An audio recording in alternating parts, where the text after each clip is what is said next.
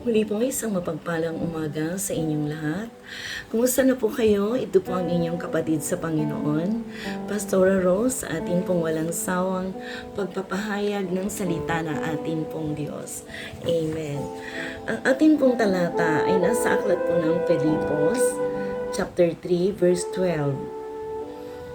Hindi sa nakamtan ko na ang mga bagay na ito, hindi rin sa ako'y ganap na, ngunit sinisikap kong makamtan ang gantimpala sapagkat ito ang dahilan kung bakit ako ay tinawag ng Diyos. Amen. Hallelujah. Purihin natin ang Panginoon sa umagang ito. Pasalamatan natin siya sa buhay na ibinigay niya sa atin at kalakasan. Tayo po ay manalangin. Maraming salamat sa iyo, Ama, sa umagang ito. Salamat sa isang buhay na ganap at kasiyasiya na patuloy naming nararanasan sa araw-araw. Luwalhatiin ang iyong pangalan, Panginoon. Maraming pong salamat sa iyo. Sa pangalan ni Jesus. Amen. Napakaganda po ng sinasabi ng ating pong talata sa umagang ito. Amen. Ang buhay po ay isang laro, isang laban. Ang umaayaw ay hindi nagwawagi at ang nagwawagi ay hindi umaayaw. Ngunit sa ating pananampalataya, meron pong isang mahalagang dimension ng buhay. Bukod po sa pagiging laban at ito ay isang laro, pinaniniwalaan natin ang ating pagtatagumpay ay hindi lamang nakasalalay sa ating sariling galing at pagsusumakit, kundi sa mapagkalingang biyaya ng Diyos. Life is a partnership with God. Amen. Huwag po tayong hihiwalay sa Diyos. Stay connected to God, sabi nga po. At patuloy po nating mararanasan yung pong kalapitan at yung pong presensya ng ating Panginoon. Nais po ng Diyos na tayo ay magtagumpay. Amen? At ito po ang kanyang magandang plano para sa lahat. Sabi nga po ng aklat ng Jeremiah chapter 29:11, sapagkat batid kong lubos ang mga plano ko para sa inyo.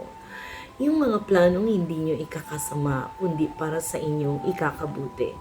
Ito yung mga planong magdudulot sa inyo ng kinabukasang punong-puno ng pag-asa. Nais ng Panginoon na tayo ay magtagumpay, hindi tayo talunan. Nais ng Diyos na maranasan natin ang isang buhay na ganap at kasiyasiya. Ngunit para ito ay matupad at maranasan natin, kailangan tayong makipagtulungan sa Diyos. Amen po? There is no such thing as a hopeless situation to a Jesus follower. Amen po. Ang isang mananampalataya ay laging binubukala ng pag-asa sapagkat tayo ay naniniwala na kasama natin si Jesus sa ating pakikipagbaka at pakikipagtunggali. Huwag tayong panghihinaan loob. At sabi nga ay, yung pananampalataya natin ay lagi nating ini-exercise sa araw-araw dahil sa mga pagsubok na maaring dumating sa atin. Kaya nga, sinasabi ng mga alagad, isang beses, no? Sinabi niya sa Panginoon, Jesus, Panginoon, dagdagan niyo po ang aming pananampalataya. Tayo din, magsasabi din tayo sa ating Panginoon na dagdagan niya ang ating pananampalataya sa bawat araw.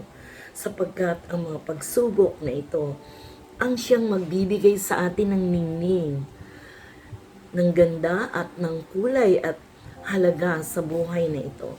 Walang challenge kung walang pagsubok. Amen? At kung mananatili tayong tapat sa ating pananampalataya sa kabila ng mga pagsubok, sa huli ay tatanggap tayo ng korona ng buhay na walang hanggan. Amen.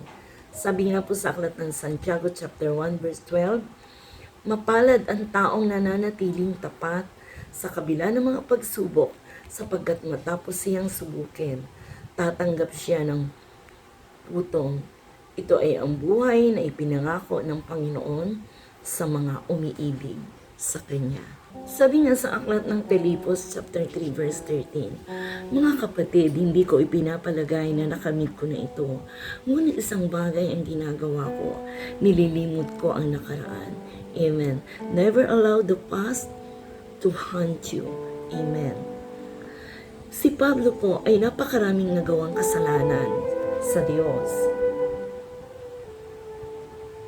at sa mga tao, sa mga unang mananampalataya. Bago niya makaharap si Jesus sa daan ng Damasco, at kung ang gagawin niya ay laging aalalahanin ang kahapon, wala na siyang gagawin kundi sisihin ang kanyang sarili. Ngunit nang mabago si Pablo, kinalimutan na niya ang masasamang alaala ng kahapon. Dapat ganito din po tayo, amen po ba? Yung kahapon ay hayaan na nating ibaon na natin ito sa limot. Amen po? Na kung merong pong masamang taong sa kapanahunan ni Pablo, siya po yun. Amen. Kung saan ang mga Kristiyano ay pinipersecute niya. Ang mga Kristiyano ay kanilang hinuhuli at sinasaktan. Subalit isang araw nang makaengkwentro niya ang Panginoon sa lugar ng Damasco. Amen. Sa daan ng Damasco, nangyari po sa kanya ang isang karanasang hindi niya malilimutan. Amen. Kailangan din po nating limutin yung mga kasalanan at pagkakamaling ating nagawa. Kung minsan po ay hindi po tayo makamove on, hindi natin magawa yung ating gustong gawin dahil laging nasa ating alaala. Amen? Kung hindi natin gagawin ito, yung pong masasamang alaala ng kahapon, ito ay magiging mistulang multo na laging siyang tumatakot sa atin. Hahadlang sa ating pagtatagumpay sapagkat tayo ay may takot at maaring sabihin natin na baka ganito ang sinasabi ng iba o baka mangyari ulit sa akin ito. Marami tayong mga iniisip na mga bagay. Ano po? Kung ang isang nagawang pagkakamali ay pinagsisihan na natin, inihina natin ito ng kapatawaran sa Diyos, kalimutan na natin ito. Otherwise, the past will continue to haunt you and make your life miserable. Amen? Tandaan mo, kapag pinatawad ka ng Diyos, dapat po natin itong tandaan, no? Nililimot na po niya ang nagawa nating kasalanan. Hindi po kagaya ng tao ang Diyos. Amen. Na sabi nga ay minsan sasabihin niya pinatawad ka niya pero yung kasalanan lagi pa rin niyang binabanggit. Amen. Meron pong kahalong sumbat. Amen. Pero ang Diyos po, tandaan po natin, kapag pinatawad po tayo ng Diyos, nililimot na niya ang nagawa nating kasalanan. Amen. Sabi po ng Jeremiah chapter 31 verse 34, For I will forgive their iniquity and I will remember their sin no more. Amen. Hallelujah. Purihin po ang Diyos. At ang Diyos po ay sabi nga ay hindi po kagaya ng tao. Amen po ba? Kaya po, napakabuti po ng Diyos. Kaya po sinabi niya sabi po niya sa aklat ng Isaiah chapter 1 verse 18, hali kayo, magtuos tayo. Kahit gaano karami ang inyong kasalanan, kahit gaano kayo karumi, kahit gaano kapula ang nagawa ninyong kasalanan, o gaano man ito kaitim, sabi ng Panginoon, kayo ay aking papuputiin. Amen. Hallelujah. Kagaya nga po ng sinasabi dito sa aklat ng Jeremiah, chapter 31, verse 34, For I will forgive their iniquity and I will remember their sin no more. Hallelujah. Purihin po ang Diyos. Yung pong kahapon, dapat lamang nating hayaang magturo sa atin, ngunit kailanman ay hindi natin dapat hayaang kumontrol sa atin. Napakahalagang maniwala tayo sa ating sarili, sa ating kakayahan, sa magagawa ng Diyos sa ating buhay, sapagkat tayo mismo ang maaaring maglagay ng limitasyon sa magagawa o makakayanan pa natin sa pamamagitan ng ating pananampalataya. Hindi tayo dapat maaalipin ng mapait na kahapon. Amen. Sa pamamagitan ng pananampalataya, lagi tayong tumatanaw sa araw ng bukas na tayo ay tigib ng pag-asa. Amen. Hallelujah. Purihin po ang Diyos. Kung minsan nakamove on na yung mga taong nakasakit sa atin, pero hanggang ngayon, hindi pa rin tayo makamove on. Amen. I-release po natin ito, yung forgiveness, sapagkat ito po yung nagiging dahilan sa ating mga kasakitan. Ito po yung nagiging dahilan para tayo ay magtanim ng galit forever sa ating kapwa. Amen? I-release po natin ito. Amen po. Yung galit natin. Patawarin po natin yung mga taong gumawa sa atin ng masama. Pag-pray po natin sa Panginoon na kung hindi po maalis ang galit na ito, ipag-pray po natin sa Diyos na alisin ng Diyos ang mga galit sa ating puso. Amen po. At tunay nga po na ang Diyos po ay napakabuti. Amen. Alam po ng Diyos ang ating nakaraan. Alam ng Diyos ang ating pangkasalukuyan. Amen. Wala po tayong maitatago sa Panginoon. Kaya, isa pong kaparaanan na ihingi po natin sa Diyos ng kapatawaran ang lahat ng bagay na ito upang tayo din po ay patawarin ng Diyos. Amen? Huwag po tayong magtanim ng galit sa ating puso. Hingin po natin ang kaunawaan ng ating Panginoon na alisin niya sa atin ang galit sa puso natin. Amen. Hallelujah.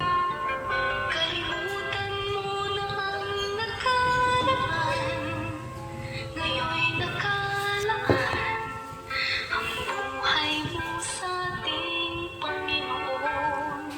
Mga dati mong gawin na palagi lang mali, at hindi ka siya-siya sa may kapal.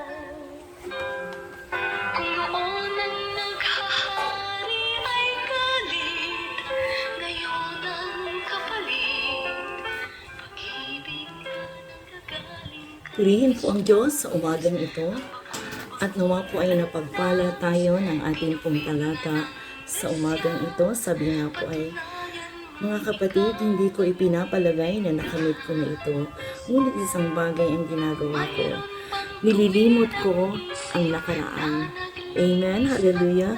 Huwag po natin hayaang sirain ng nakaraan ang ating panibagong plano ng Diyos sa ating buhay. Amen. Huwag po natin hayaang sirain ng nakaraan ang ating pong magagandang binabalak o pinaplano ng Diyos para sa atin. Amen.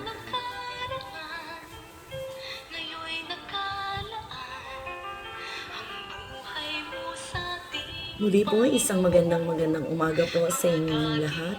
Huwag po tayong makalimot sa mga talata at sa ating pong mga pinag-aaralan sa araw-araw. Amen. Don't forget to subscribe our YouTube channel, Daily Dose of Message. Muli po, isang magandang umaga sa inyong lahat. Hallelujah. Purihin po ang Diyos.